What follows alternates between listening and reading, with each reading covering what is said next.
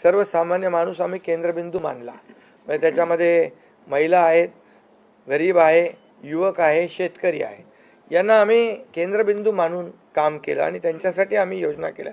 काय आमच्यावर आरोपही झाले, एका रेवड्या बाटण्या काय काय काय म्हणजे तुम्ही हे वाटप सुरू केलं आहे, बहिणींना विकत घेताय का, काही लाच देताय का, या सगळ्या गोष्टीला आम्ही सामोरे गेलो।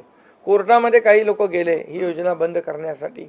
आणि म्हणून लाडकी बहीण योजना जी आहे, त्याचबरोबर शासन आपल्या दारी, आम्ही याच्यापूर्वी शासन आपल्या दारी आम्ही केलं डायरेक्ट, तेव्हाही योजना होत्या, पूर्वी लाभही होते, सगळं होतं, परंतु लोक कंटाळून ते योजनांचा लाभ घेण्यापासून वंचित राहत होते। आम्ही 5 कोटी लोकांना त्याचा लाभ दिला, शासन आपल्या दारी।